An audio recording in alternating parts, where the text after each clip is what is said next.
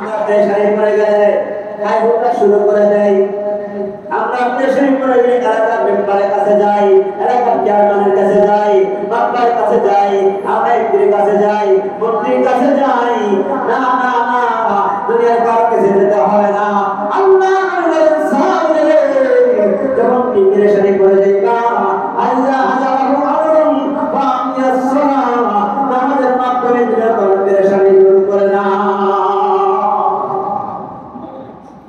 এর রাস্তা বুঝে নাও, নামাজের মাধ্যমে সব প্রেসারে দূর করতে হবে।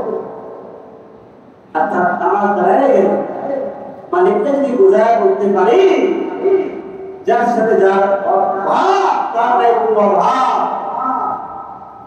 মালিক যদি আমার প্রতি সন্তুষ্ট থাকে, আমার র্যাঙ্ক বেড়ে যায়, আমার বেতন বেড়ে যায়, আমার সব কিছু ঠিক থাকে, ঠিক মতো না আসলেও মালিক সন্তুষ্ট থাকে, ঠিক মতো কর্মচারী তার কর্ম আদায় না করলে তারপর মালিক খুশি, কারণ মালিককে সে খুশি করতে পারছে।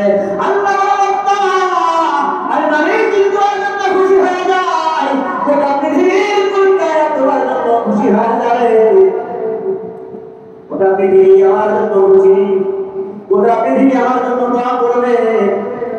ওই যে বলতেছিলাম পশু পাখি তাসবিহ করে, না না পশু পাখি তাসবিহ করে অর্থ হলো ও আল্লাহ তোমার বান্দা এই নামাজ পড়ে, এই নামাজের সাথে আমার তাসবিহকে তুমি তার সাথে সংযুক্ত করে তোমার বান্দাকে তুমি মাফ করে দাও।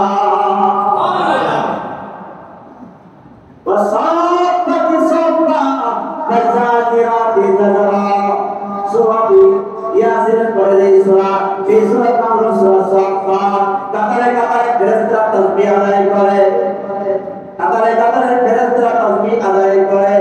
আবার বাবাজিরা, ফেরেশতারা গুনাহ নাই, লা ইয়াসুল্লাহু মা ইয়ামুরুহুম ওয়া ইয়াফআলুনা মা ইউমারুন।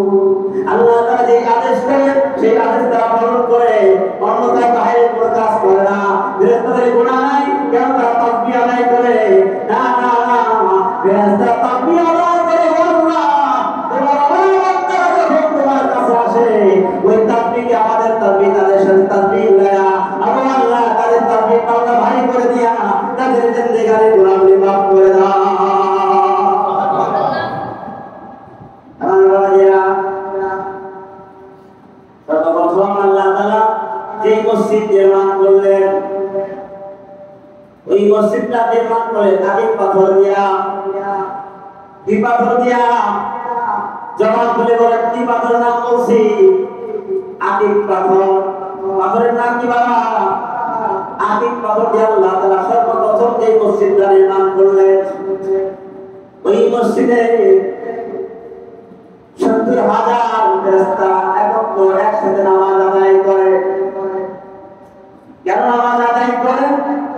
তাদের কোনো গুনাহ নাই, তারপরে যে তারা নামাজ আদায় করে। নবীজি বলেন, উম্মতেরা রে, তোমাদের যখন নামাজের ঘাটতি হয়ে যাবে, ওই ফেরেশতাদের নামাজের সাথে নামাজ তোমাদেরকে মিলায়া দিয়া আমার আল্লাহ তাআলা তোমাদেরকে নবীর ওসিলায় মাফ করে দিবে। সুবহানাল্লাহ। না আপনাদের সুবহানাল্লাহ কি ভালো লাগছে না? জোরে জোরে বলুন না সুবহানাল্লাহ। জবান খুলে বলুন না সুবহানাল্লাহ। আল্লাহ আল্লাহ। ওই যে বলতেছিলাম আকিব পাথরে আল্লাহ তাআলা সপ্তম আসমানে যে মসজিদ তৈরি করলেন, ফেরেশতারা যারা একবার নামাজ পড়তে পারে, দ্বিতীয়বার নামাজ পড়া তাদের ক্ষমতা থাকে না, অর্থাৎ সিরিয়াল পায় না। একবার নামাজ পড়ছে, দ্বিতীয়বার নামাজ পড়ার, দ্বিতীয় ওয়াক্ত নামাজ পড়ার তাদের সুযোগ নাই, কারণ পালা করে আসতেই থাকে। কিয়ামত পর্যন্ত ফেরেশতারা ৭০,০০০ ফেরেশতা করতে নামাজ আদায় করবে, তারপরেও রক্ত চলে যাবে, রক্ত চালা চলে যাবে, আল্লাহর রহমতে ফেরেশতা শেষ হবে না। আমার বাবাজিরা, ফেরেশতাদের গুনাহ নাই, কারণ নামাজ আদায় করে। বলতেছিলাম আল্লাহ বললেন, ইবাদতের জন্য যত ইবাদত আছে, যত ইবাদতের ভিতরে সবচেয়ে উত্তম ইবাদত হলো সালাত, নামাজ। এইজন্য বাবাজিরা, কিয়ামতের ময়দানে আল্লাহ তাআলা দেখতে বললেন, আল্লাহ আমি এখন নামাজের হিসাব শুরু করে দেব। ইলাহু ইয়াউমাল কিয়ামাতিস সালাহ। নবীজি বলেন সর্বপ্রথম বান্দার হিসাব নামাজের হিসাব। সর্বপ্রথম হিসাব হলো